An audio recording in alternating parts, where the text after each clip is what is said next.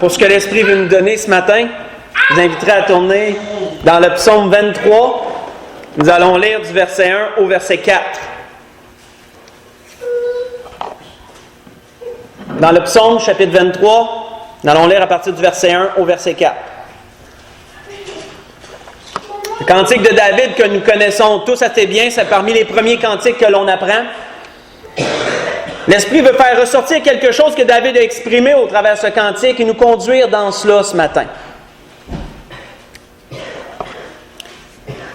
On voit que David, dans un état d'esprit spécifique, a composé ce cantique où il dit « Cantique de David, l'Éternel est mon berger, je ne manquerai de rien. Il me fait reposer dans de verts pâturages. Il me dirige près des eaux paisibles. Il restaure mon âme. Il me conduit dans les sentiers de la justice. À cause de son nom, quand je marche dans la vallée de l'ombre de la mort, je ne crains aucun mal, car tu es avec moi. Ta houlette et ton bâton me rassurent. » Nous allons arrêter là. On voit que David exprime au travers de ce que nous avons lu, spécialement au verset 4 à la fin, un besoin que tout être humain a à un moment ou à un autre de sa vie. Celui d'être rassuré. On voit qu'il dit à la fin du verset 4, « Ta houlette et ton bâton me rassurent. » David exprimait ici, frères et sœurs, nous le voyons au travers de ce qu'il a dit quand il dit « Quand je marche dans la vallée de l'ombre de la mort », des situations difficiles qu'il a vécues. Certainement qu'il était lui-même dans un certain trouble, certaines inquiétudes, où il voyait un bouleversement énorme au-dedans de lui. Et David avait cette image que lorsque lui-même était berger et qu'il gardait ce troupeau de brebis, où il avait ses outils à la main, sa houlette, qui est un bâton avec un crochet dans le bout, qui servait à aller chercher la brebis par l'argot de la jambe, autrement dit le pliant de la jambe, lorsqu'elle s'éloignait peut-être ou lorsqu'il voulait voir quelque chose de spécifique sur elle, il pouvait étendre son bâton et le coincer en haut de l'argot et tirer la brebis. Le crochet empêchait que la jambe ressorte et il pouvait amener la brebis à lui, la vérifier, peu importe, ou l'empêcher de s'éloigner si elle s'éloignait moindrement du troupeau. David disait « Sa houlette me rassure ». Mais le bâton aussi qu'il avait à la main, cet autre bâton qui servait à chasser les prédateurs, lorsqu'il pouvait s'approcher du troupeau, s'il en voyait un, il pouvait aller avec son bâton et le chasser. David avait cette image et il disait « Quand je vois le berger avec sa houlette et son bâton, il dit « Cela me rassure ». On voit que Jésus a dit aussi un jour « Je suis le bon berger », disait Jésus. Et le bon berger donne sa vie pour ses brebis. Certainement, frères et sœurs, que pour David, il était tellement sécurisant, tellement rassurant de voir Dieu comme étant un berger qui garde ses brebis, ses enfants. Mais l'Esprit veut nous arrêter ce matin sur le besoin que tout être humain a dans des temps spécifiques d'être rassuré. Selon le dictionnaire, que veut dire être rassuré? Rendre sa confiance, son assurance à quelqu'un. Dissiper ses craintes par la parole ou par le geste. L'Esprit veut nous attarder, frères et sœurs, sur cette description et vraiment la décortiquer ce matin. On voit que rassurer, c'est quoi, premièrement? C'est de rendre à quelqu'un sa confiance. Il peut arriver des événements dans la vie qui nous font perdre notre confiance ou qui, du moins, l'attaquent durement. La confiance, c'est quoi? Sentiment de sécurité de celui qui se confie à quelqu'un ou à quelque chose. Quand nous avons confiance, mettons, en notre automobile, elle va bien, tout semble bien aller, on a confiance. Ça veut dire quoi? On embarque dans notre auto, puis on ne se casse pas la tête, on se sent en sécurité. On a peut-être choisi une bonne marque avec beaucoup de coussins gonflables, bonne carrosserie, etc. On s'en va sur la route, on est confiant, on se sent en sécurité, on a confiance. La confiance repose sur ce sentiment de sécurité que l'on place. Si on a confiance en quelqu'un, cette personne-là, on va parler plus avec elle. On va lui dévoiler peut-être certaines choses que d'autres ne sauront pas. On se sent en sécurité auprès d'elle. La confiance. Être rassuré, c'est premièrement parce que notre confiance a été attaquée d'une certaine façon.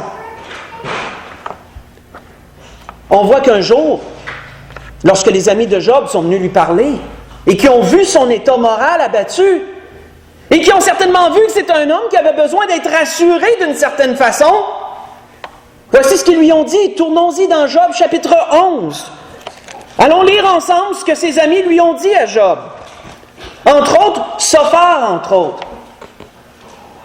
Même si ses amis n'avaient pas nécessairement un bon état d'esprit, ne voyaient pas les bonnes choses, ils avaient quand même de bonnes paroles à lui donner, des paroles vraies qui reposent sur la vérité des Écritures. On voit dans Job chapitre 11, lisons à partir du verset 13. Et cela va bien décrire ce que Sophar a dit à Job, va décrire assez bien ce sentiment de confiance qui a besoin d'être parfois restauré. On voit que Sophar disait à Job dans le chapitre 11 du livre de Job au verset 13, « Pour toi, dirige ton cœur vers Dieu et tends tes mains vers lui. Éloigne-toi de l'iniquité et ne laisse pas habiter l'injustice sous ta tente. Alors tu lèveras ton front sans tache. Tu seras ferme et sans crainte. Tu oublieras tes souffrances et tu t'en souviendras comme des eaux écoulées. En voulant dire qu'elles ne seront plus devant toi, elles seront plus loin. Tes jours auront plus d'éclat que le soleil à son midi, et tes ténèbres seront comme la lumière du matin. Tu seras plein de confiance. Tu seras plein de confiance. Et ton attente ne sera pas vaine. Tu regarderas autour de toi et tu reposeras en sûreté. Parce que la confiance, frères et sœurs, ça apporte premièrement la sécurité, ça, dans notre vie. Tu te coucheras sans que personne te trouble et plusieurs caresseront ton visage. Nous allons arrêter là. Nous voyons, frères et sœurs, ce besoin d'avoir de la confiance, ce besoin d'être en confiance. Et Sophar disait cela à Job. Quand tu n'es pas en confiance, tu n'es pas en sécurité. On voit que Salomon avait bien décrit aussi dans les Proverbes, c'est quoi un manque de confiance? Qu'est-ce que ça a un peu imagé? Salomon a dit, comme une dent cassée ou un pied qui chancelle, ainsi est la confiance en un perfide au jour de la détresse. Proverbe 25, verset 19. Un perfide, c'est quelqu'un sur qui tu ne peux pas mettre ta confiance, parce qu'il peut se revirer n'importe quand contre toi. Il peut t'abandonner n'importe quand. Un perfide, c'est une personne méchante, et Salomon avait cette image et il disait, mettre sa confiance en un perfide, placer un sentiment de sécurité sur quelque chose de si chancelant, c'est un peu comme une dent cassée. Si vous avez une dent cassée, remarquez que vous allez manger avec moins d'assurance. Vous allez chercher à mettre votre nourriture sur le bord, que les dents ne sont pas cassées. Comme un pied qui chancelle, disait Salomon. Si votre jambe, elle peut lâcher n'importe quand, admettons que vous avez une jambe qui est faible et qu'elle peut lâcher n'importe quand, vous ne marcherez pas en pleine sécurité. Vous allez boiter, vous allez peut-être utiliser une canne ou peut-être une béquille, quelque chose pour vous rassurer parce que vous n'êtes plus en sécurité avec cette jambe-là. Vous n'avez plus une confiance en votre jambe. La confiance nous est nécessaire dans notre vie. Parce que la sécurité, on en a tous besoin, d'une certaine façon. Soit envers quelqu'un, soit envers quelque chose. Peu importe comment elle est placée. Donc, rassurer, c'est premièrement quoi? C'est de rendre à quelqu'un sa confiance perdue ou durement atteinte. On voit aussi que la définition disait quoi? Rassurer, c'est rendre son assurance à quelqu'un. Qu'elle soit dirigée envers soi-même, qui veut dire, selon le dictionnaire, une confiance en soi. Quand tu as de l'assurance, tu as de la confiance en toi-même. Tu es confiant de tes propres capacités. Mais aussi, l'assurance peut être utilisée dans un certain autre sens, et l'Esprit veut développer celle-là où il est dit, selon le dictionnaire, que l'assurance, c'est une parole, un acte qui sert à garantir, à certifier quelque chose. Quand vous avez de l'assurance envers quelque chose, vous avez une certitude. Il ne peut pas en être autrement. Vous êtes dans l'assurance. On voit qu'un jour,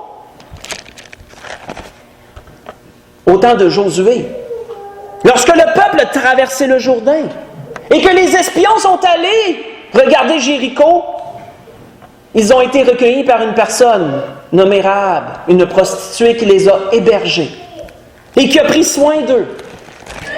Et elle exprime, frères et sœurs, assez bien ce besoin d'avoir de l'assurance parce qu'elle a dit à ces deux espions, lorsqu'ils sont repartis, elle a dit, « Et maintenant, je vous prie, jurez-moi par l'Éternel que vous aurez pour la maison de mon Père la même bonté que j'ai eue pour vous. Donnez-moi l'assurance que vous laisserez vivre mon père, ma mère, mes frères, mes sœurs et tous ceux qui leur appartiennent, et que vous nous sauverez de la mort. » Voyez ça dans Josué chapitre 2, j'ai lu le verset 12 et le verset 13. Elle voulait quoi, frères et sœurs, Rahab? Elle voulait une garantie. Elle voulait une certitude. Il peut arriver que des événements dans la vie fassent chanceler notre assurance. Qu'elle soit envers nous-mêmes ou qu'elle soit envers Dieu ou envers quelque chose d'autre. Il peut arriver que notre assurance parfois peut chanceler. Et là, vient le besoin d'être rassuré. De ramener cette assurance à son niveau optimal afin qu'une personne puisse être certaine.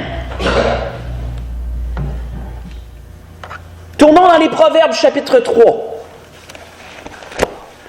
où Salomon décrivait assez bien ce sentiment d'assurance et le besoin de l'avoir, spécialement envers Dieu.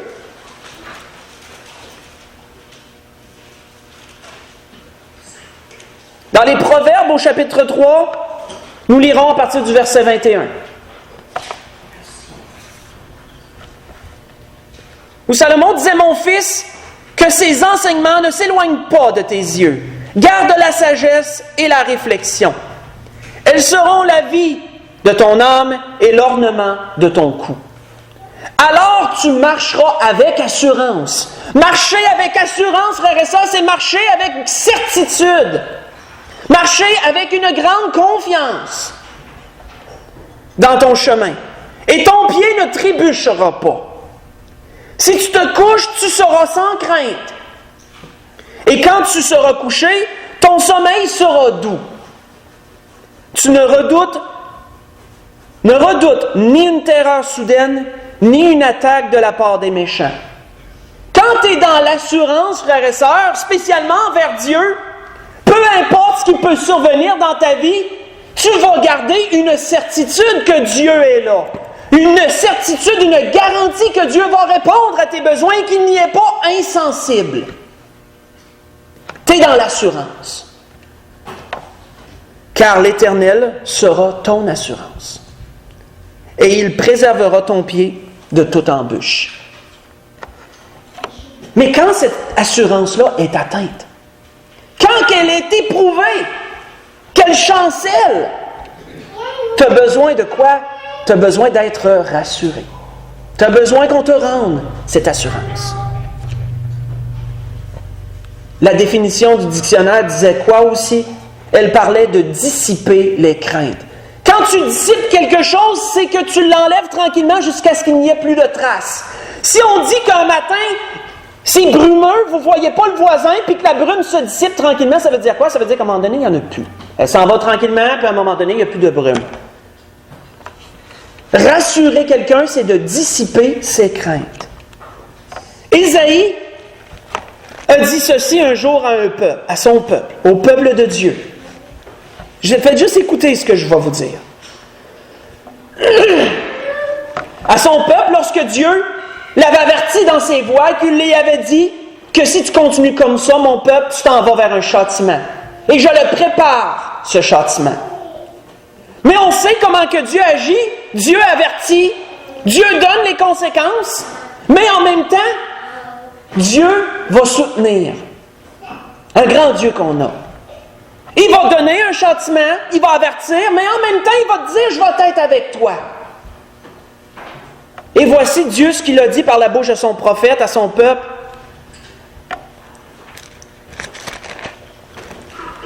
Il l'a dit, mais toi Israël, mon serviteur, Jacob que j'ai choisi, race d'Abraham que j'ai aimé, toi que j'ai pris aux extrémités de la terre et que j'ai appelé d'une contrée lointaine, à qui j'ai dit, tu es mon serviteur. Je t'ai choisi, je ne te rejette point. Ne crains rien, je suis avec toi. Pourquoi Dieu disait-il cela? Dieu voyait que son peuple, malgré les avertissements et tout, malgré sa méchanceté, Dieu était tellement sensible à sa condition qu'il voulait même lui enlever ses craintes, il voulait même le rassurer, même s'il avait parlé d'un châtiment. Ça semble vraiment drôle à notre esprit. Ne crains rien car je suis avec toi. Ne me promène pas des regards inquiets car je suis ton Dieu. Je te fortifie, je viens à ton secours. Dieu parle de secours avant même d'avoir envoyé le châtiment. Je te soutiens de ma droite triomphante. Car je suis l'Éternel ton Dieu qui fortifie ta droite, qui te dit ne crains rien, je viens à ton secours. Vous voyez cela dans Ésaïe chapitre 41, j'ai lu du verset 8 au verset 10 et le verset 13. Lorsque on parle de confiance, lorsqu'on parle d'assurance, lorsqu'on parle de paix, parce que la paix, c'est l'absence de crainte. Si on n'a pas de crainte, on est en paix. Que ce soit la confiance, l'assurance ou la paix, ce sont tous des éléments qui contribuent à la sécurité, autant morale que physique de notre être. Et ça, on en a besoin. On en a besoin. Mais il peut arriver des choses qui viennent ébranler cela. Et on a un besoin un jour d'être rassuré. Mais comment Dieu peut-il faire cela? Comment Dieu peut-il nous rassurer? Dieu s'emploie à le faire de deux façons. Tournons dans Matthieu chapitre 14. Dans l'Évangile selon Matthieu chapitre 14. On a vu jusqu'à présent comment David parlait d'être rassuré, comment David vivait de l'angoisse et qu'il disait, lorsque je marche dans les vallées de l'ombre de la mort, je ne crains point rien car tu es avec moi. Il dit, ta houlette et son bâton me rassurent. David exprimait ce besoin qu'on a d'être rassuré. Et on a vu une pleine définition du dictionnaire en ce sens. On a besoin d'avoir notre confiance à nouveau quand on a besoin d'être rassuré. On a perdu un peu d'assurance, on a besoin d'être renouvelé dans cette assurance. On a besoin de se faire dissiper nos craintes. Le Seigneur, un jour, après avoir nourri 5000 personnes, avec quelques pains et quelques poissons, a envoyé, comme nous savons, ses disciples de l'autre bord de la mer. Il leur a dit, prenez des barques et allez. Moi, je vous rejoindrai plus tard. Il nous a dit au verset 22, aussitôt après, il obligea les disciples à monter dans la barque et à passer avant lui de l'autre côté pendant qu'il renverrait la foule. Et quand il l'eut renvoyé, il monta sur la montagne pour prier à l'écart. Comme le soir étant venu, il était là seul. On a vu dernièrement comment que le Seigneur se sacrifiait tellement pour les autres que s'il voulait prier, c'était soit tôt le matin ou soit tard le soir. Parce que sinon, il n'y avait pas le temps. Les gens étaient toujours après lui, d'une façon ou d'une autre. On voit qu'il est dit, la barque, déjà au milieu de la mer, était battue par les flots, car le vent était contraire. Et à la veille, à la 4e veille de la nuit, ce qui veut dire au bon milieu de la nuit, parce que la nuit était divisée selon la façon romaine en certaines veilles. Je pense qu'à toutes les 2 heures, ça considérait comme une veille, je pense à toutes les 2 heures, si ma mémoire est bonne. On voit qu'à la 4e veille de la nuit, donc au beau milieu de la nuit, tirant même vers son déclin, Jésus alla vers eux marchant sur la mer. Quand les disciples le virent marcher sur la mer, ils furent troublés et dirent, c'est un fantôme. Et dans leur frayeur, ils poussèrent des cris. Et qu'est-ce que Jésus leur a dit, frères et sœurs? Jésus leur dit aussitôt, rassurez-vous. Rassurez-vous, c'est moi, n'ayez pas peur. Combien, frères et sœurs, Dieu, par sa parole, et c'est la première façon que Dieu va nous interpeller, comment par sa parole, Dieu veut nous rassurer. Remarquez-le, frères et sœurs, que si vous vivez une crainte quelconque, si vous perdez un peu de confiance ou d'assurance, mettez-vous en prière, tournez les Saintes Écritures et vous allez certainement trouver quelque chose pour vous rassurer. Parce que la parole est remplie de ça, de paroles qui sont rassurantes, qui veulent nous rendre ce que Satan veut nous enlever. Nous rendre notre confiance que Satan veut nous enlever. Nous rendre notre assurance que Satan veut nous enlever. Nous rendre la paix que Satan veut nous enlever. Parce que c'est nécessaire à l'être humain. Et si nous en manquons, d'une certaine façon, Satan pourra plus facilement manipuler les choses. Plus facilement nous éloigner. Et le Seigneur, par sa parole, veut nous rassurer. Vous pourrez lire pendant la semaine, dans les Juges, chapitre 6, lirez à partir du verset 17 au verset 24. Et vous verrez comment Dieu l'a fait pour Gédéon, entre autres. Dans cette situation, Gédéon a eu grandement peur. Et l'ange lui a dit, « Ne crains point, Gédéon. » L'ange a voulu le rassurer dans ce qu'il avait besoin. On voit que Ésaïe, lorsqu'il devait annoncer un jugement dur à son peuple, mais qu'en même temps, il lui annonçait que Dieu était avec eux, que Dieu ne les abandonnerait pas. Au travers de cela, on voit qu'Ésaïe a dit aussi ceci. Il a dit, si tu traverses les eaux, je serai avec toi. Et les fleuves ne te submergeront point, qui veut dire qu'ils ne t'envahissent, ils ne seront pas par-dessus toi, tu ne seras pas submergé. Tu ne seras pas totalement englouti, autrement dit. Si tu marches dans le feu, tu ne te brûleras pas. Et la flamme ne t'embrasera pas, car je suis l'Éternel ton Dieu, le Saint d'Israël, ton Sauveur. Ne crains rien, car je suis avec toi, parce que tu as du prix à mes yeux. Ce qu'Ésaïe a dit est dans le chapitre 43 du livre d'Ésaïe, verset 2. J'ai lu le début du verset 4 et le début du verset 5. Comment que Dieu voulait rassurer par la parole son peuple malgré les choses qui s'en venaient.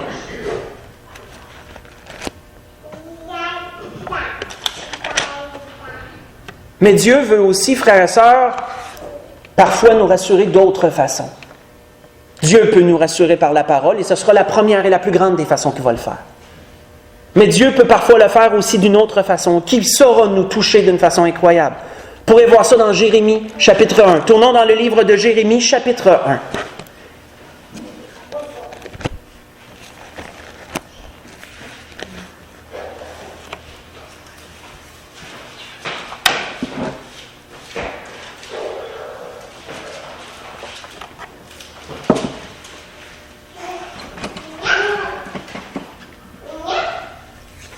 Dans le livre de Jérémie, chapitre 1, nous voyons à partir du verset 4, « La parole de l'Éternel me fut adressée en ces mots. Avant que je t'ai formé dans le ventre de ta mère, je te connaissais. Et avant que tu sois sorti de son sein, je t'avais consacré, je t'avais établi prophète des nations. » Nous voyons que l'Éternel disait cela à un jeune enfant. C'est lourd. Ça peut être très lourd de recevoir de telles paroles pour un enfant. Je répondis, « Ô Seigneur éternel, voici je ne sais point parler, car je ne suis qu'un enfant. » Seigneur, ce que tu me demandes, ce que tu me dis, c'est trop gros pour moi, ça, Seigneur. Et l'Éternel me dit, « Ne dis pas, je suis un enfant. Car tu iras vers tous ceux auprès de qui je t'enverrai, et tu diras tout ce que je t'ordonnerai. Ne les crains point, car je suis avec toi pour te délivrer, dit l'Éternel. » Et regardons ce que l'Éternel a fait au verset 9, parce que, frères et sœurs, ça parle beaucoup. Puis l'Éternel étendit sa main et toucha ma bouche. Et l'Éternel me dit, « Voici, je mets mes paroles dans ta bouche. » Frères et sœurs, quand on y pense, Dieu aurait pu simplement dire à Jérémie, « Voici, je mets mes paroles dans ta bouche. » Mais Dieu a choisi parce qu'il savait à quel point ce jeune homme avait besoin d'être rassuré, parce que ce qu'il demandait, c'était trop gros. Dieu n'a pas seulement choisi de dire, Dieu a choisi de faire un geste, de toucher sa bouche. Pouvez-vous vous imaginer comment ça peut être rassurant que Dieu ait touché sa bouche et qui lui a dit « Je mets mes paroles dans ta bouche ». Ça, frères et sœurs, ça parle beaucoup plus qu'une simple parole. Parfois, on a besoin d'un geste pour être rassuré. Parfois, les paroles ne suffisent pas. On a besoin de gestes quelconques. Et Dieu peut parfois s'employer à nous donner ce geste que nous avons besoin. Certainement, frères et sœurs, qu'après que l'Éternel a touché sa bouche, certainement que Jérémie a été tellement rempli d'assurance, parce que c'est sûr, je vais avoir les paroles, il m'a touché. Il a touché ma bouche. L'endroit exactement qu'il me demande d'agir, il me demande de parler, mais il n'a pas touché l'oreille, il n'a pas touché le nez, il a touché la bouche. Parfois, frères et sœurs, les gestes sont plus puissants que les paroles. Pensez à un moment donné où que vous aviez besoin peut-être d'être rassuré sur quelque chose. Et que quelqu'un est venu, il vous a simplement mis la main sur l'épaule. Peut-être juste une petite accolade, une petite main sur l'épaule, peut-être serrer un peu ici, juste avec affection, là, puis dire, regarde, ça va bien aller. Le geste est parfois plus puissant que la parole. Le geste peut parler beaucoup. Et Dieu, dans son infinie sagesse, a parfois appliqué le geste pour rassurer quelqu'un. Il l'a fait pour Jérémie. Si vous voulez lire pendant la semaine, vous pourrez voir Ésaïe chapitre 6, du verset 1 au verset 7. Et vous verrez que Dieu l'a fait pour Ésaïe aussi, ça. Par son séraphin, par un ange, son séraphin, il l'a fait. Où Ésaïe avait besoin d'être rassuré, et Dieu a permis que par son séraphin, il le soit dans ce qu'il a fait, pour aller le lire pendant la semaine. Dans Ésaïe, chapitre 6, versets 1 à 7, que pour aller lire. Mais on voit que Daniel a eu un jour besoin aussi d'être rassuré. Daniel avait reçu des révélations excellentes de la part de Dieu, des révélations qui étaient si pesantes qu'elles l'écrasaient par terre, qu'elles lui enlevaient toute sa vigueur et qu'elles produisaient en lui de grands troubles.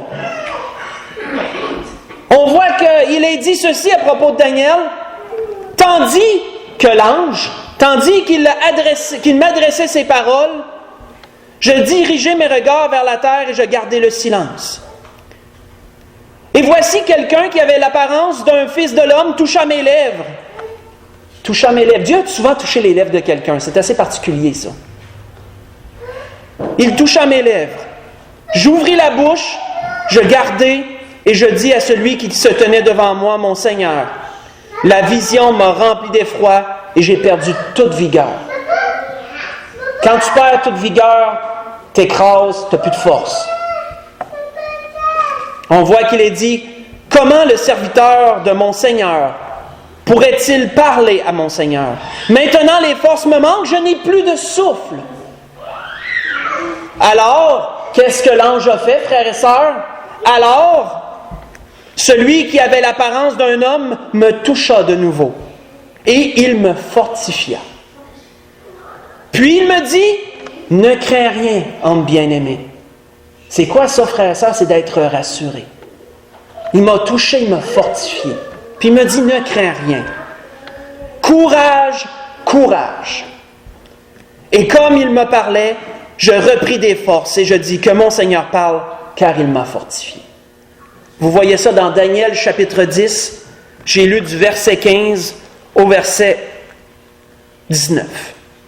Verset 15 au verset 19. Oui, frères et sœurs, ce que l'Esprit nous dit ce matin, c'est que oui, dans une vie, il peut arriver bien des occasions qu'on a besoin d'être rassurés. Les hommes peuvent parfois le faire. Des paroles apaisantes, des encouragements nous rassurent. Des gestes, parfois, une petite tape sur l'épaule, peu importe, ça fait du bien, ça rassure. Mais Dieu, frères et sœurs, veut nous rassurer lui aussi. Et Dieu s'emploie à le faire de la même façon. Au travers de sa parole, Dieu peut nous rassurer. Nous rendre notre courage, nous rendre notre assurance, dissiper nos craintes. Il peut le faire par la parole, il peut le faire par le geste. C'était ce que l'Esprit voulait nous donner ce matin. Pour conclure, tournons dans 1 Jean chapitre 3 pour conclure.